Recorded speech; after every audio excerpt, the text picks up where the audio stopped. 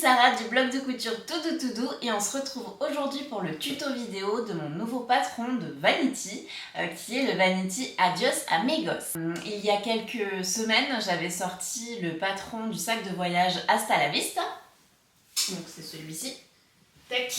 Et je me suis dit que pour aller avec en voyage et pour par exemple utiliser les chutes de tissu du modèle Hasta la Vista, on pouvait faire un Vanity. Et donc ce Vanity c'est Adios Amigos. Donc celui-ci, hop, je vous montre une première version. Donc j'ai cousu le Vanity Adios Amigos dans le jacquard de Maison Fauve. C'est le jacquard swoop et en fait je trouve que c'est assez cool comme matière pour coudre ce modèle parce qu'en fait, bon déjà en général les jacquards, enfin pas tous mais en tout cas celui-ci on peut l'utiliser des deux côtés. Donc en fait pour le sac de voyage j'ai utilisé cette face et pour le Vanity j'ai utilisé celle-ci. Donc vraiment j'ai exploité les deux faces du jacquard, mais aussi c'est un tissu qui se tient quand même plutôt bien. Et qui se travaille assez facilement, qui ne va pas vraiment faire d'énormes épaisseurs à la machine à coudre. Donc je le recommande plutôt pour coudre ce modèle. Donc là il est vide, donc ça le rend un petit peu plus mou, mais c'est parce que je voulais vous montrer l'intérieur. Du coup l'intérieur du Vanity, il y a ici une poche zippée plaquée. Donc elle est facile à faire, j'ai vraiment simplifié le montage pour qu'on puisse le réaliser assez facilement. Et ensuite il y a ici des poches élastiquées. Donc les poches élastiquées, elles servent surtout à créer à l'intérieur du modèle des compartiments. Donc c'est pas vraiment pour jouer sur l'élasticité des poches, mais c'est surtout vraiment pour créer cet effet froufrou et faire 4 compartiments en fait lorsqu'on va ranger ses affaires. Si on veut qu'elles restent bien plaquées, on peut rajouter une petite pression à coudre à la main de part et d'autre pour vraiment les maintenir plaqués. Moi j'aime bien l'idée de faire des compartiments comme ça, je serre bien d'un côté mes affaires de coiffure, mon parfum, machin, enfin bref, ça permet de bien faire des compartiments. Du coup, au niveau des tissus à utiliser, comme je disais, on peut utiliser du jacquard, on peut utiliser aussi du tissu matelassé. Donc là par exemple j'ai fait aussi une version en tissu matelassé en fait c'est un tissu provençal que j'ai matelassé moi-même, mais si vous voulez pas matelassé votre tissu et pas vous prendre la tête, vous pouvez acheter directement un tissu qui est déjà matelassé. Ça c'est un tissu des étoffes de Sophie et tissu choc, donc je pense qu'ils en ont encore en stock. C'est un tissu en plus qui n'était pas très cher, il me semble moins de 9 € le mètre, et il faut 60 cm pour coudre ce modèle, donc vraiment ça va pas prendre grand chose. Du coup moi je l'ai matelassé pour lui donner de la tenue et je trouve que c'est une bonne manière en fait de, voilà, de donner de la structure à ce Vanity tout en gardant la souplesse de la matière pour pouvoir bien la coudre à la machine et qu'il n'y ait pas trop de problématiques pour bien coudre le modèle, parce que les accessoires on a vite la problématique des épaisseurs, surtout en fonction de la machine qu'on a. Donc du coup pareil, à l'intérieur poche zippée ici, et ici j'ai mis du coup les poches élastiquées pour faire les compartiments. En fait, ce qui peut être aussi intéressant à noter par rapport à celui-ci, c'est que là j'ai rajouté du passepoil au niveau de la fermeture éclair. Donc en fait il suffit de mettre un passepoil quand il y aura l'étape du zip, de le poser à cet endroit-là. Je vous le déconseille si vous débutez la couture parce que ça rajoute quand même pas mal de complexité. Mais si vous êtes à l'aise et que vous avez déjà cousu le modèle une fois, hop, on peut rajouter le passepoil. Là aussi j'ai mis un passepoil en fait au niveau du haut des poches élastiquées, ça donne un joli effet à l'intérieur. Donc voilà, c'est vraiment, là ça va dépendre du goût de chacun. Et il y a ce petit nœud qui est amovible et qu'on peut mettre ou ne pas mettre en fonction de ses goûts. Moi je trouve que c'est plutôt sympa parce que du coup ça rappelle le petit nœud qu'il y a dans le modèle du Hasta la Vista, le sac de voyage, et qui est aussi facultatif sur le sac de voyage, et aussi parce que du coup on peut utiliser ces chutes de tissu. Donc ça c'est plutôt chouette. Et j'ai cousu du coup aussi cette version pour le tuto vidéo qui va suivre. Alors celui-là je trouve il fait un petit peu glaciaire, il est mignon. C'est un tissu tissé teint de Mondial Tissu, je vous mettrai les références en description. Et je le trouve assez aussi idéal pour coudre ce modèle, sachant que c'est aussi un tissu d'extérieur. Donc les tissus d'extérieur en général c'est plutôt cool pour coudre ce genre de modèle qui vont avoir de l'eau et tout ça. Donc surtout, je vais vous en parler pour l'intérieur, des matières à utiliser pour l'intérieur. Et celui-ci, en fait, j'ai pas trop respecté le droit fil. J'ai coupé en fait le corps de Vanity dans le biais pour lui donner cet effet un petit peu, cet effet rayure en biais, un petit peu comme un sorbet, ou je sais pas trop comment dire, ça fait un effet un peu glace, que je trouve vachement cool pour l'été. Là, j'ai utilisé une chute de voile de coton que j'avais qui allait bien pour faire le petit nœud. Et à l'intérieur, j'ai utilisé du coup un lin de Mondial Tissu qui est enduit. Donc en fait c'est plutôt cool parce que du fait qu'il soit enduit, c'est pas mal pour l'eau et c'est pas mal aussi pour le nettoyage. Alors, après je sais que blanc c'est un peu plus salissant mais j'aimais bien déjà qu'il y avait beaucoup de couleurs sur l'extérieur. Je voulais contraster quand même à l'intérieur, que ce soit relativement sobre. Donc voilà, ça peut être une bonne idée d'utiliser du coup un tissu un petit peu enduit ou imperméable. Je sais que chez Snappy il y a aussi le tissu Elisa ou Elise, je sais plus, l'un ou l'autre, je vous mettrai en barre d'infos, qui est vraiment très très cool aussi pour ça, parce que c'est un tissu qui est un petit peu à paillettes et très joli, facile à travailler, mais qui est aussi hydrofuge, je crois qu'on dit, imperméable, résistant à l'eau, et ça c'est plutôt cool pour les modèles de Vanity. Celui-ci aussi je l'ai fait dans un tissu enduit de Tissu Choc et les étoffes de Sophie, et celui-ci il a des petites paillettes, il est super joli, je l'aime beaucoup. Donc il est aussi très bien pour le Vanity. Par contre j'avais pas assez pour faire les poches parce que j'avais déjà utilisé ce tissu pour un autre projet. Donc du coup je l'ai fait dans le tissu extérieur. Et en fait ça va aussi dépendre de l'effet qu'on veut pour le fronçage des poches. Parce que si on utilise un tissu enduit, ça peut être aussi un petit peu plus difficile à travailler. Ça se fait, mais par exemple il y a un endroit où il faut froncer. Quand le tissu est un peu plus raide comme du tissu enduit, c'est un peu plus difficile, mais ça se fait. Après, la difficulté, je pense, de ce modèle, elle est surtout au niveau du couvercle, parce qu'en fait, dans ce modèle, on apprend ou on revoit la technique des incrustations au niveau des angles pour faire des jolis angles. Et en fait, elle se fait en 2 temps au niveau du couvercle. Donc, on va d'abord monter la doublure, l'incrustation doublure. Et ensuite, une fois que l'incrustation doublure va être montée, on va monter l'extérieur. De toute façon, ça va prendre un peu plus son sens au fur et à mesure du montage du modèle. Mais c'est là où il va falloir être un petit peu rigoureux et un petit peu prendre son temps. Ça va être l'étape un petit peu la plus complexe du modèle. Donc là, je vous montre 3 types du coup de tissus pour réaliser le Vanity. Je crois que je suis prête à partir en vacances, il n'y a pas de problème. Et du coup, je pense qu'on peut aussi, bien entendu, le coudre en denim, en gabardine. Gabardine, c'est pas mal aussi parce que les vraies gabardines, l'eau ne rentre pas dedans, donc c'est aussi pas mal pour faire un Vanity. Voilà, là, c'est ce qui me vient en tête, mais j'en ai mis plusieurs autres dans le livret. N'hésitez pas si vous avez des questions sur le choix du tissu, il n'y a pas de problème. Et j'en viens au choix du thermocollant. Donc en fait, pour quand même que le Vanity se tienne même quand il est vide, moi ce que j'aime bien faire, c'est soit comme j'ai dit tout à l'heure, matelassé carrément mon tissu, et si on utilise un tissu matelassé, pas besoin de thermocollant. Mais sinon j'aime bien aussi utiliser le molleton thermocollant. Donc là je vous le montre un petit peu découpé en chute parce que je l'ai bien utilisé. C'est le H640 de Vliesleen.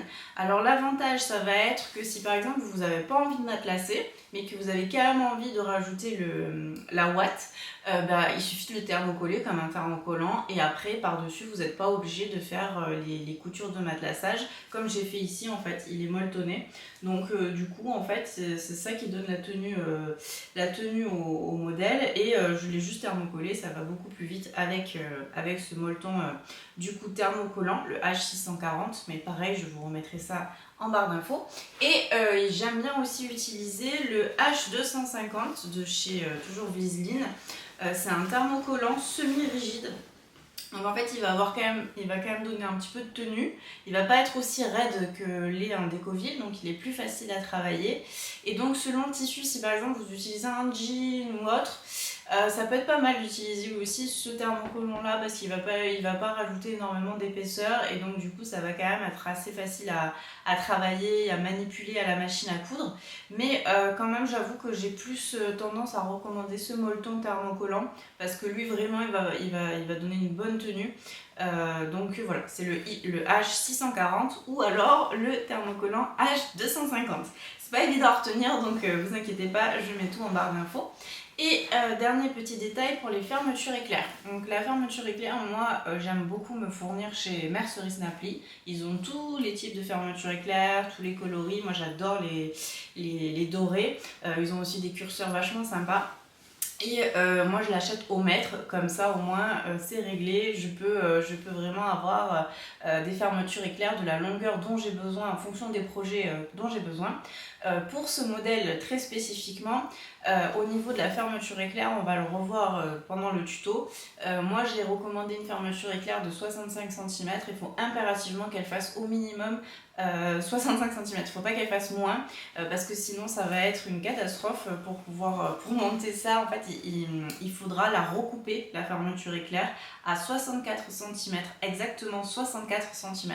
Sinon ça ne pourra pas fonctionner au niveau du tour parce qu'il faut vraiment être super exact sur la mesure.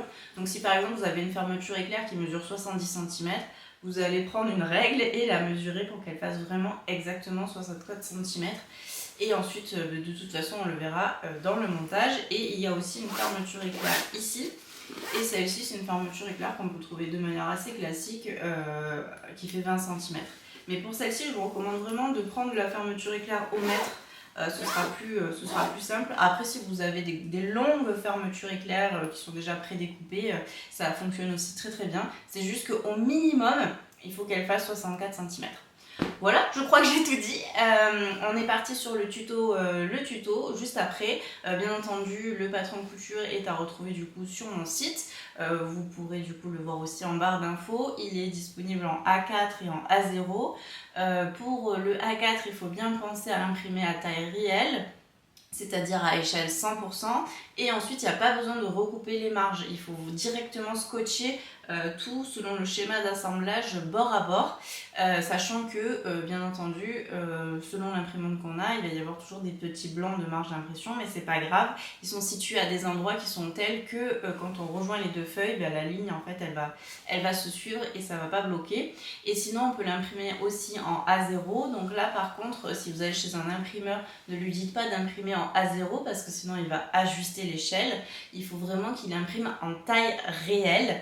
C'est juste que le mot A0 est donné communément pour dire que c'est une planche de patron à imprimer chez un imprimeur, mais ce n'est pas le format strict du A0, c'est vraiment le format de la taille réelle. De toute façon, vous avez toujours un petit carré test de 3 cm par 3 cm qui vous permet de vérifier que le patron a bien été imprimé à la bonne échelle.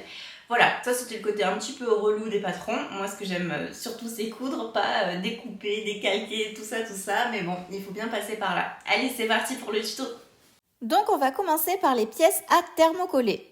On va thermocoller le dessus-dessous, les deux pièces extérieures. Ici j'utilise le H640, le fameux molleton thermocollant. Je thermocolle uniquement les deux pièces extérieures. Ensuite, je vais aussi thermocoller le corps extérieur qui, lui, se coupe au pli, donc de la même manière avec le thermocollant, le molleton H640.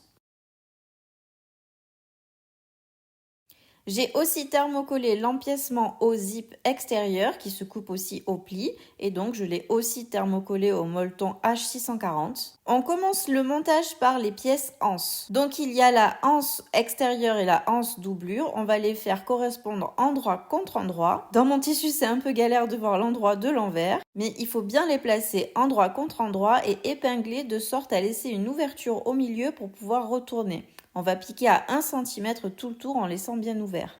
Ensuite, on dégarnit les angles et on va pouvoir retourner la anse par l'ouverture qu'on avait laissée.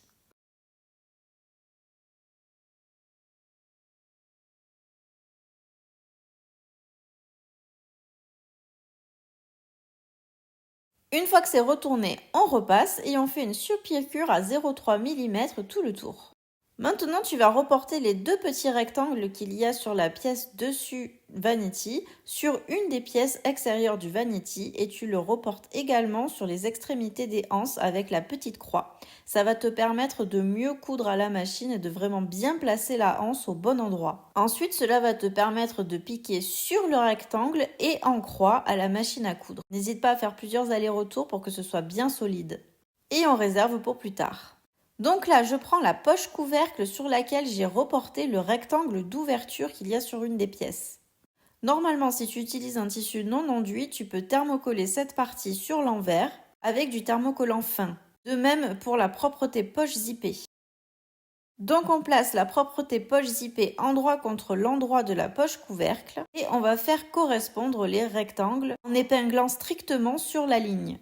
Une fois que toutes les épingles sont posées, on va pouvoir piquer exactement sur le rectangle qu'on a tracé à l'aide d'un pied pour fermeture éclair. Vérifie que tout est bien piqué au bon endroit, puis tu vas pouvoir replier un petit peu ta poche pour venir couper exactement sur la petite ligne du milieu. On va couper sur cette ligne du milieu ainsi que les petits rectangles de part et d'autre. Attention à ne pas couper sur la couture que tu viens de faire au niveau des angles. Au niveau des angles, vraiment, il faut couper à 1 ou 2 mm de l'angle, pas plus.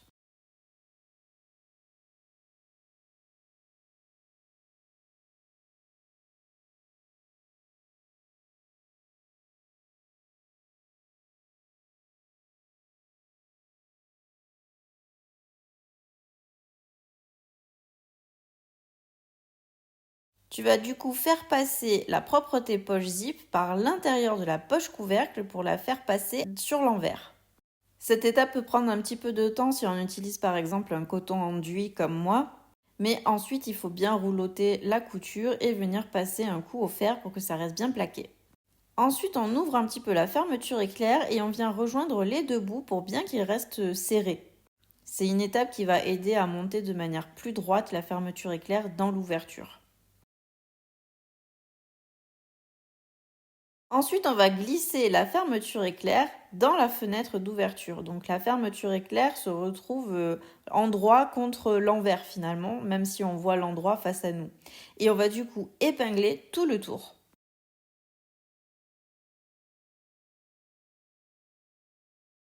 Une fois que c'est épinglé, on va venir piquer à 0,3 ou 0,5 tout autour à l'aide d'un pied spécial fermeture éclair. Puis, une fois que c'est piqué, on n'oublie pas d'ouvrir en grand la fermeture éclair. C'est super important. Et on place les deux poches couvercles endroit contre endroit. On épingle et on pique tout le tour à 1 cm. J'ai aussi surfilé tout le tour. Et ensuite, on va pouvoir retourner la poche sur l'endroit. Donc pour retourner, je te déconseille de dégarnir les angles. Fais plutôt un petit repli sur un côté puis sur l'autre. Sur la vidéo, n'hésite pas à re-regarder plusieurs fois. C'est juste un petit repli qui va permettre de ressortir un joli angle et de ne pas fragiliser le surfil qu'on a fait à l'intérieur. Puisque cette poche, par souci de surépaisseur, ne sera pas doublée.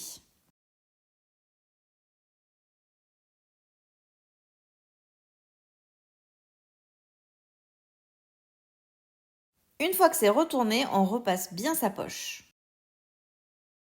Puis on prend un dessus de couvercle doublure et on vient marquer des lignes de 3 cm de part et d'autre. Ce marquage se fait au stylo effaçable à la vapeur bien évidemment et va permettre d'aider à bien centrer la poche.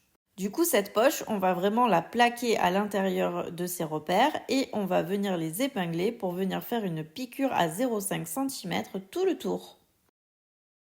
La poche est maintenant plaquée et on va récupérer le couvercle extérieur qu'on avait déjà préparé. Donc tu peux mettre le couvercle extérieur en verre face à toi et placer par-dessus la doublure que tu viens de préparer avec la poche zippée. Donc tu as les deux couvercles envers contre envers et tu vas les épingler tout le tour en te fiant bien au cran des milieux. Ce qui va te permettre de faire une piqûre de maintien à 0,5 tout le tour. Maintenant que c'est assemblé, on va pouvoir maintenant s'occuper de l'empiècement haut zip doublure ainsi que de l'empiècement haut zip extérieur.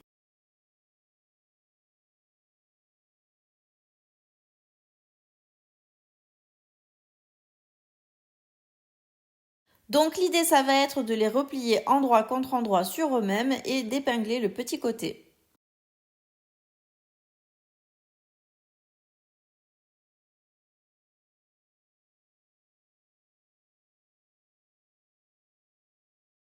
On fait de même pour la doublure et pour l'extérieur et on fait une piqûre à 1 cm sur les petits côtés. Une fois que c'est fait, on le maintient replié et on va venir cranter le milieu opposé. C'est important de se faire tous les petits repères de milieu parce que ça va grandement faciliter le montage par la suite. Donc on fait bien ça sur l'extérieur et sur la doublure. Une fois qu'on a fait ces crans-là, on va pouvoir aussi faire les crans des autres milieux. C'est-à-dire que du coup, on va mettre la couture qu'on a ouverte en face du cran qu'on vient de faire. On va replier dans ce sens et du coup, ça va permettre de faire les repères des milieux opposés. Donc exactement de la même manière, on prend les replis et on fait le petit cran de part et d'autre. Et on fait exactement la même chose pour la doublure. Sur le bas de l'empiècement doublure, donc une des grandes longueurs, on va venir faire un rempli de 1 cm. Tout le tour au fer. Une fois que c'est fait, on va pouvoir assembler l'empiècement au zip tout autour du couvercle. Donc là, on commence par la doublure qu'on va mettre endroit contre endroit. On commence par positionner la couture d'assemblage de l'empiècement au zip endroit contre le cran du milieu bas du couvercle. Et ensuite, on va faire se coïncider chaque milieu avec les crans qu'on a préalablement fait.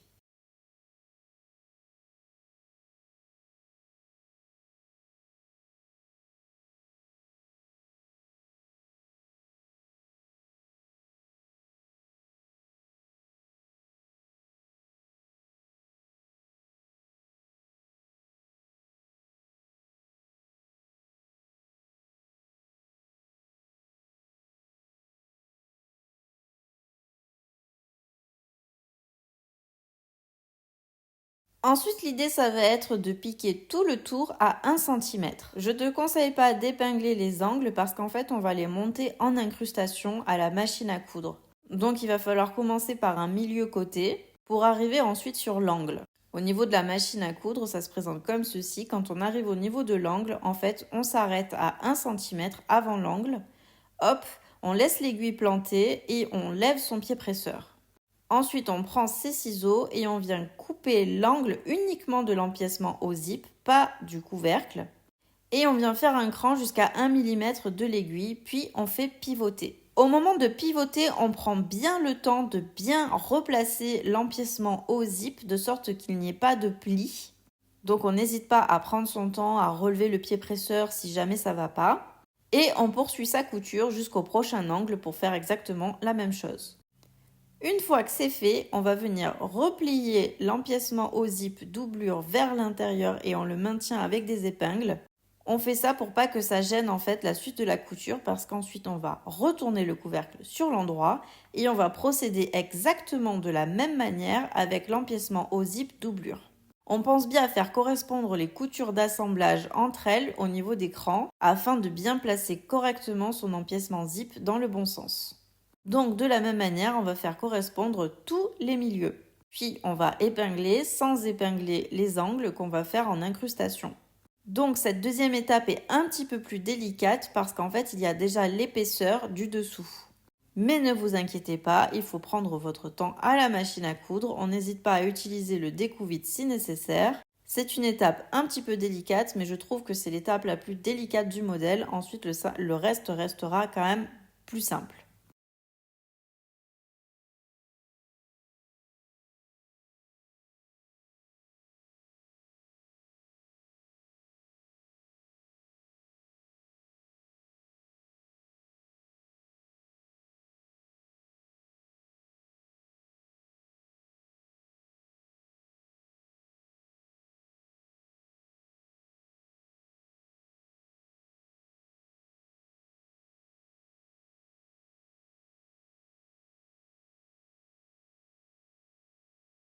Donc voilà, une fois que c'est piqué, on vérifie bien que tous les angles sont bien jolis. On vérifie sur l'endroit, mais on vérifie aussi sur l'envers. Et on ajuste si besoin.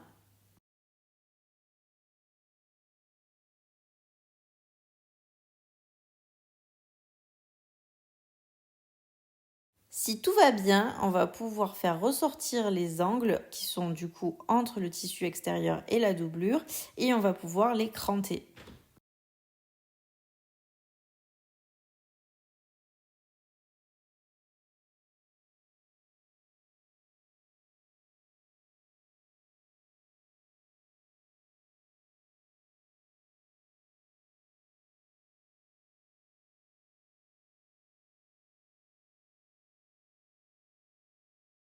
On remet le couvercle en place et on le réserve pour plus tard.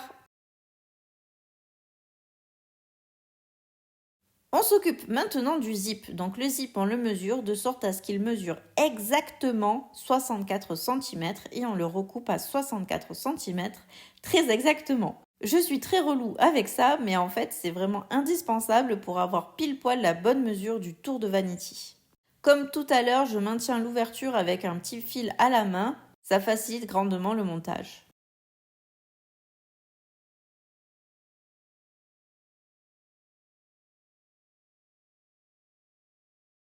Ensuite, on va prendre le prolongement zip. Donc, il y a le prolongement zip extérieur et le prolongement zip doublure. Et on va placer le prolongement zip extérieur en droit contre l'endroit d'une extrémité de la fermeture éclair. On le maintient avec une pince. Puis, par-dessus, on va placer l'endroit contre l'envers de la fermeture éclair à ce même niveau. Donc, la fermeture éclair va être prise en sandwich entre les deux pièces qui sont, elles, endroit contre endroit. On épingle.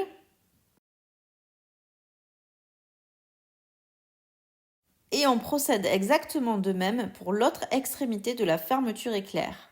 Faites attention à ce que les pièces prolongement zip soient bien droites et ne se retournent pas. Et de même pour la fermeture éclair. Une fois que les deux petits bouts sont pris en sandwich et bien épinglés, on va venir piquer à 1 cm.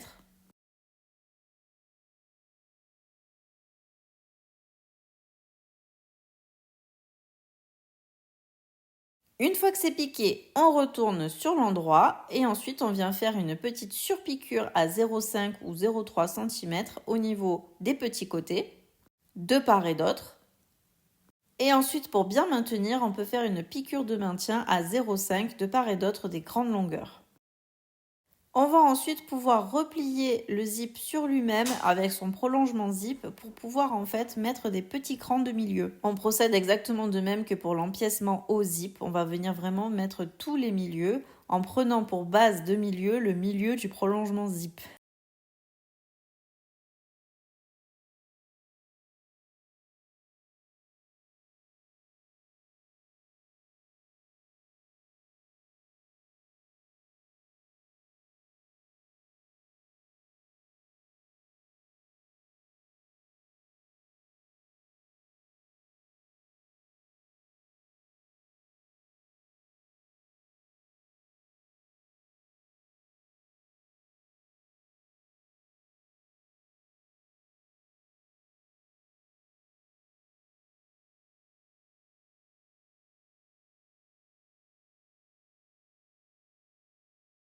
On s'occupe maintenant du corps extérieur qui est coupé au pli. Et en fait, tout simplement, on va le garder replié endroit contre endroit sur lui-même et on va épingler le petit côté. Et du coup, après épinglage, on pourra coudre à 1 cm ce petit côté.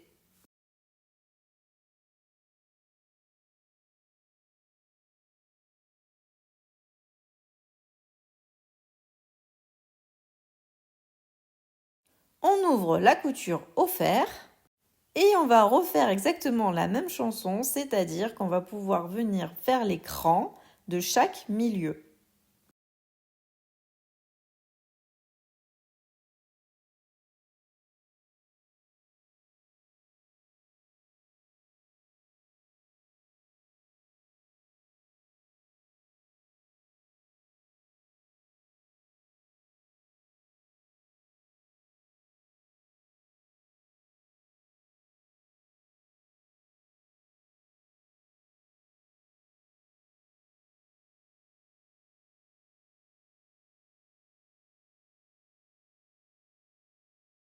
On prend le dessous de vanity et on va venir faire correspondre les crans de milieu avec ceux qu'on vient juste de mettre, en sachant que la couture d'assemblage se retrouve sur le côté avec une grande longueur.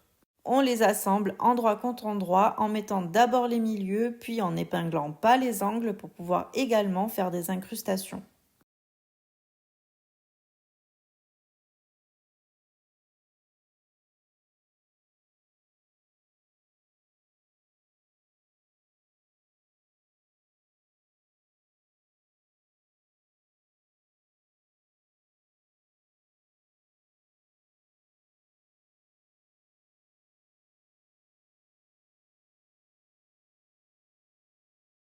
On pique du coup tout le tour à 1 cm avec les incrustations au niveau des angles. Une fois que c'est épinglé, on va venir checker ces angles et on le retourne sur l'endroit.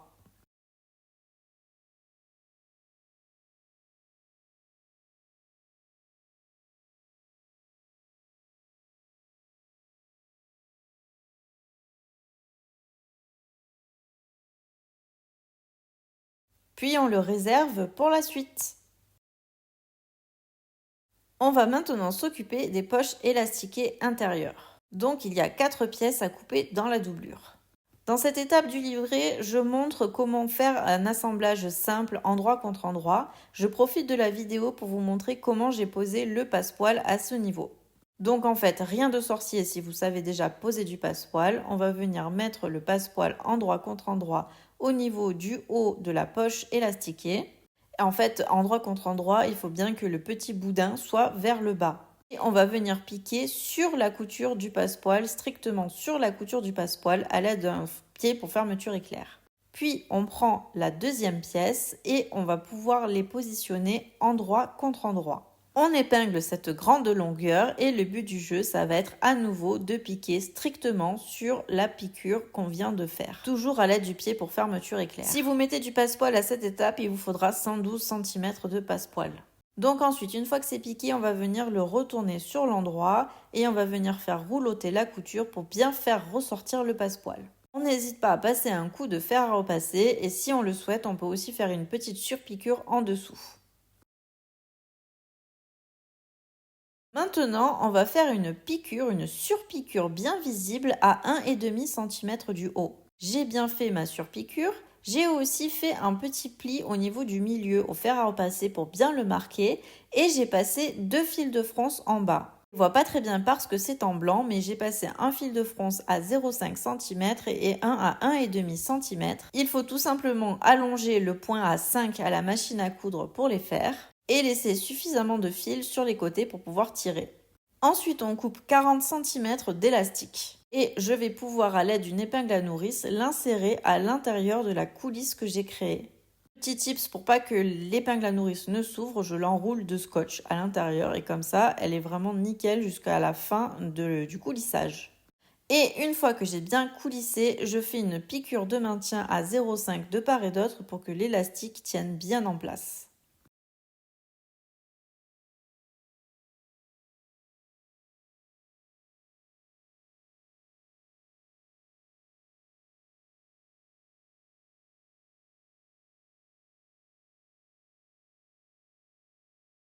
Je prends maintenant une pièce de doublure corps.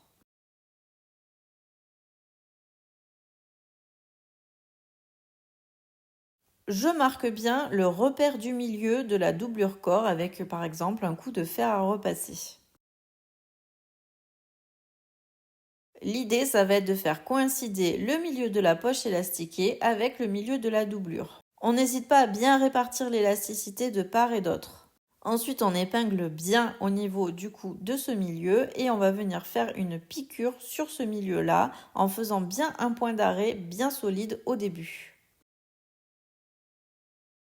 La piqûre est faite, maintenant je vais m'occuper de froncer le bas de sorte à ce qu'il coïncide avec la doublure. Je commence par froncer un côté, puis je fronce l'autre côté. Une fois que mon fronçage correspond, j'épingle et je vais venir piquer à 1 cm. Je peux aussi en profiter pour plaquer les côtés des poches en faisant correspondre le haut de la poche avec le cran et en faisant une petite piqûre à 0,5 cm.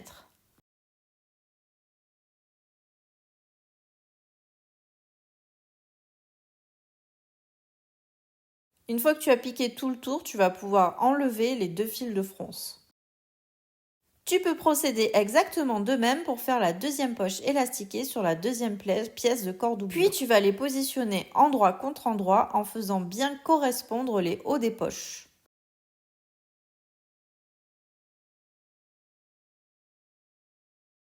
Tu épingles les petits côtés.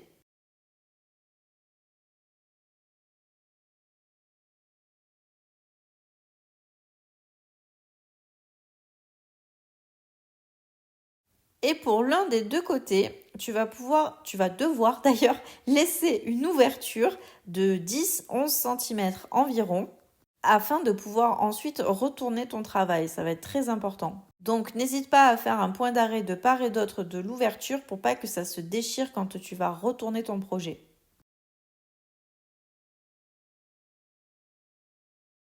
Une fois que tu as piqué à 1 cm de part et d'autre et que tu as laissé ton ouverture, tu peux ouvrir les coutures au fer et ensuite tu vas venir placer de la même manière que toutes les autres étapes, endroit contre endroit, ton corps au-dessous de vanity en faisant bien correspondre chaque milieu. Et de la même manière, il va y avoir des incrustations sur les angles. Sachant que vu qu'il y a des fronces, ça ne se verra pas beaucoup si jamais il y a des plis au niveau des angles, ils seront confondus dans les fronces. Du coup, ne te prends pas trop la tête avec ça. Donc là, l'épinglage se fait comme d'habitude toujours endroit contre endroit. Et on va bien entendu piquer tout le tour du fond de sac de vanity à 1 cm.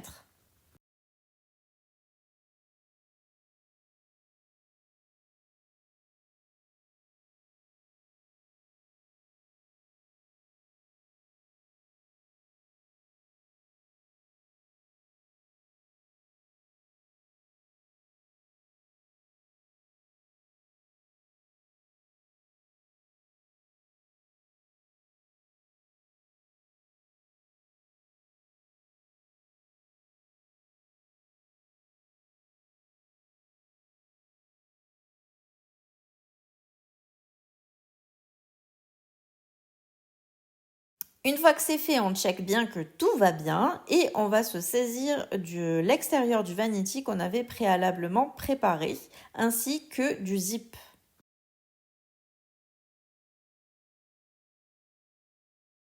Donc on va maintenant placer le zip endroit contre endroit tout le long du haut du corps extérieur de vanity en faisant bien correspondre les crans. Donc le cran de milieu de prolongement zip vient se mettre sur la jointure du vanity, du corps extérieur de vanity. Et ensuite on va venir tout de suite placer endroit contre endroit chaque milieu.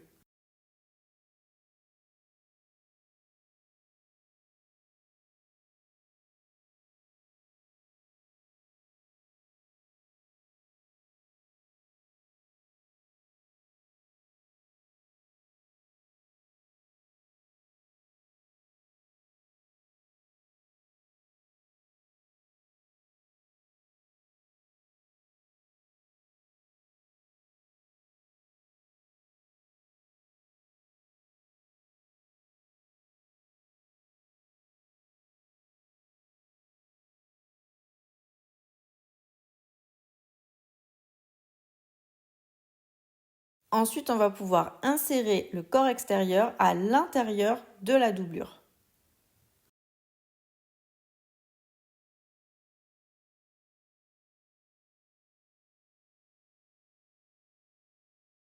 Puis on va se servir de l'épinglage des milieux pour venir aussi épingler les milieux de doublure. Il faut vraiment toujours que tous les milieux se correspondent, c'est super important dans ce modèle spécifiquement. Et une fois que tu auras bien épinglé les milieux, tu pourras épingler tout le tour.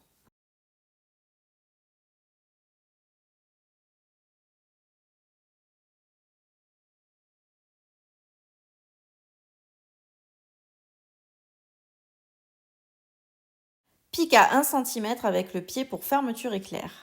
Une fois que c'est piqué, tu vas pouvoir retourner ton travail par l'ouverture que tu avais laissée sur un des côtés. Attention, opération parfois un peu délicate.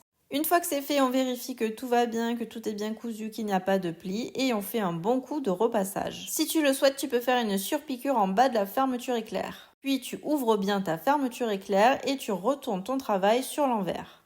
On va donc maintenant récupérer le couvercle. Donc le couvercle, on va le placer endroit contre endroit au niveau de la fermeture éclair, sachant que le milieu d'assemblage de l'empiècement au zip va venir dans le prolongement du milieu du prolongement zip. Donc ensuite, on va bien épingler en commençant par cet endroit-là, puis on va venir toujours comme d'habitude épingler d'abord chaque milieu, puis ensuite l'ensemble du tour.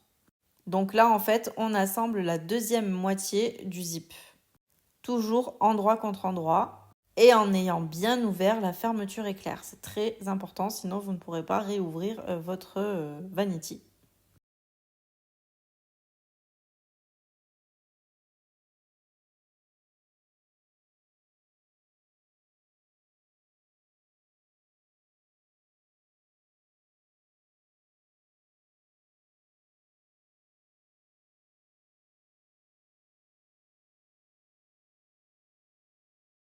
Donc avec le pied pour fermeture éclair, on pique tout le tour à 1 cm.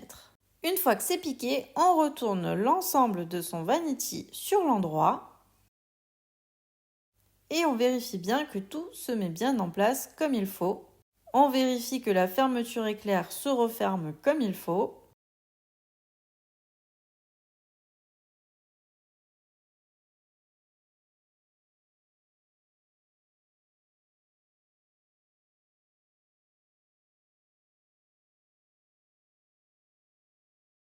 Puis on réouvre le vanity pour pouvoir en fait accéder à l'intérieur du couvercle et l'idée ça va être de pouvoir maintenant faire la finalisation de l'empiècement au zip doublure. En fait il va falloir maintenant le plaquer tout le long de la fermeture éclair et du prolongement zip, sauf que on va pas pouvoir le faire à la machine à coudre pour que ce soit plus propre.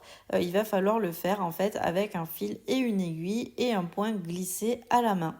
Donc pour cela, rien de plus simple, il faut prendre une aiguille, l'enfiler et venir faire une petite couture. Je montre un petit peu dans la vidéo comment il faut faire, mais il existe plein de tutos vidéo sur YouTube pour faire des points glissés à la main. Donc il suffit de prendre une petite portion de tissu d'un côté et de venir ensuite prendre une petite portion de couture de tissu dans l'autre morceau et puis de tirer. C'est une étape un petit peu fastidieuse, mais au final on est content parce que ça fait quand même beaucoup plus propre. Après, si on se sent, on peut aussi faire un point de bâti et venir faire une surpiqûre sur l'endroit pour maintenir l'ensemble, mais c'est quand même une opération assez délicate. Donc on fait ce point à la main tout le tour et on vient aussi le faire pour refermer l'ouverture qu'on avait laissée dans la doublure.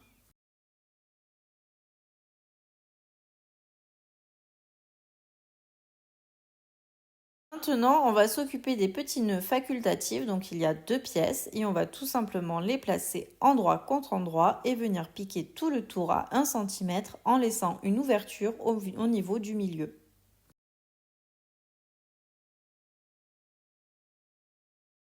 Une fois que c'est piqué, on dégarnit les angles et on retourne sur l'endroit.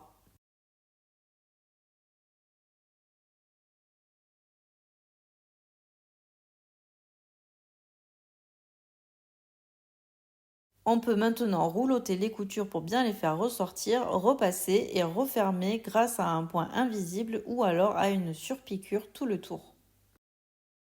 Maintenant, il ne manque plus qu'à nouer le petit nœud au niveau de la hanse et ce sera terminé.